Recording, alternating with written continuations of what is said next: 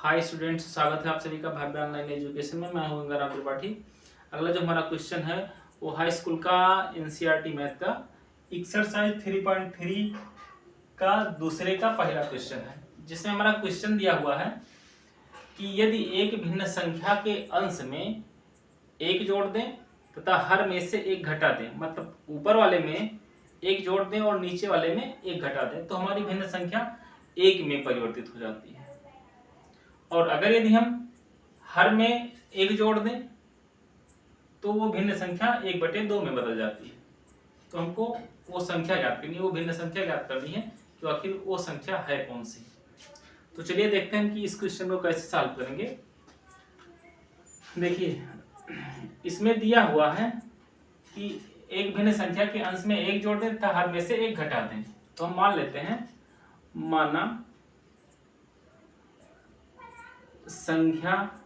भिन्न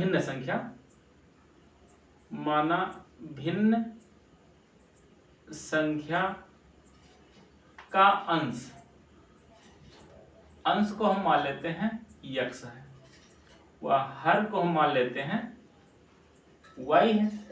तो इसका मतलब कि हमारी जो संख्या है, संख्या में आपको पता होना चाहिए कि भिन्न में जो ऊपर जो लिखी जाती है, जो संख्या लिखी होती है उसको हम अंश कहते हैं और नीचे वाली संख्या को हम हर कहते हैं।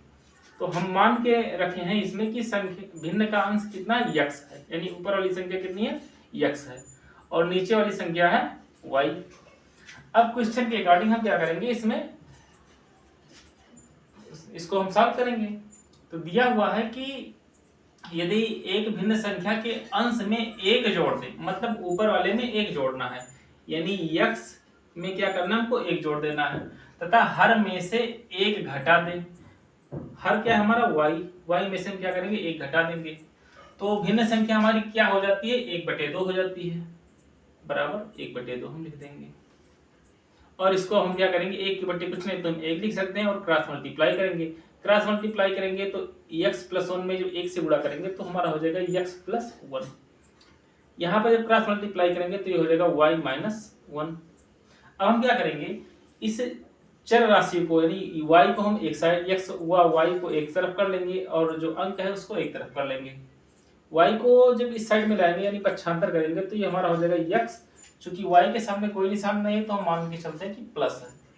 इसको जब इसका पक्षांतर करेंगे तो इधर आएगा तो ये माइनस में हो जाएगा, इज इक्वल इस वाले ये जो अंक है 1, चूंकि इधर ये प्लस में है उस साइड में जाएगा तो माइनस में हो जाएगा। तो चूंकि यहाँ पर भी -1 है, इसको भी इधर ले जाएंगे तो -1 हो जाएगा। यानी हमको मिला क्या, x - y इज इक्वल, ये भी -1 है, ये भी -1 है, यानी -1 में से एक घटाना है। तो इसका मतलब कि दोनों जोड़ देंगे हम। तो -1 कितना हो जाएगा, -2।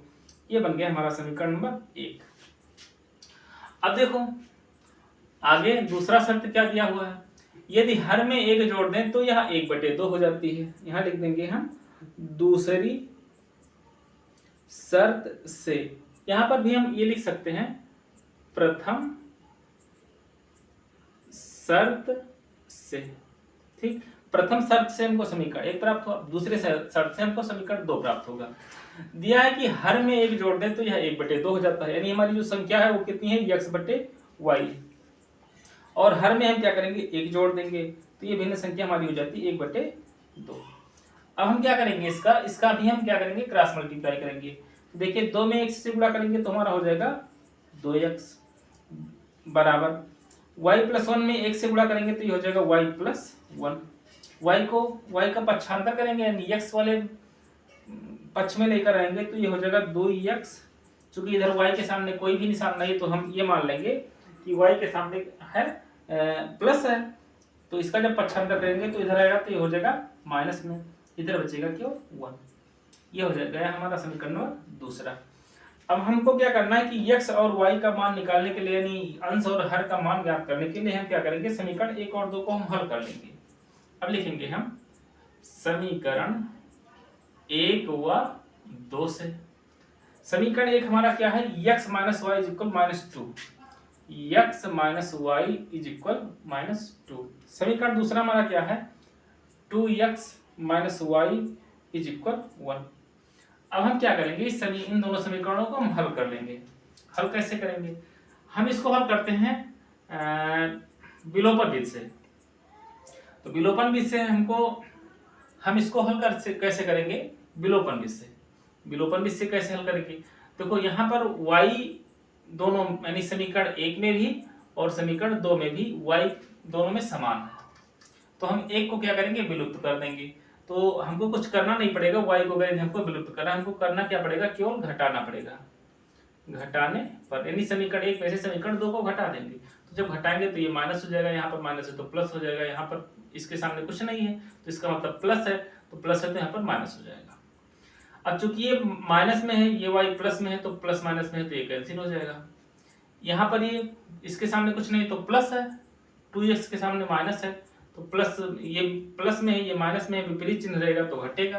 घटेगा कैसे, ज्यादा वाले में से कम वाला घटेगा और निशान लगेगा ज्यादा वाले का। तो 2x में से हम क्या करेंगे, x को घटाएंगे तो बचेगा हमारा कितना, 1x, और निशान लगाएंगे ज्यादा वाले का, तो ज्यादा वाले का सामने क्या है, माइनस है, तो यहाँ पर लिखेंगे माइनस x बराबर, ये भी माइनस में ये भी माइनस में, दोनों समान चिन्ह है। अगर ये समान चिन्ह रहेगा तो जुड़ेगा, तो 2 में 1 जोड़ेंगे तो कितना हो जाएगा, 3, और ये भी माइनस में है, दोनों माइनस में, तो हो जाएगा -3। अब हम क्या करेंगे, माइनस से माइनस को कैंसिल कर देंगे, यानी x का मान हमारा कितना आ गया, 3। ठीक, अब हम क्या करेंगे, x का मान समीकरण 1 या 2 में रख दें। x का मान समीकरण 1 में रखने पर जब हम समीकरण 1 में रखेंगे x के मान को, तो हमारा समीकरण 1 कितना है, x minus y is equal -2 है। x के स्थान पर हम क्या रखेंगे, 3 रखेंगे, यानी 3 माइनस y बराबर -2।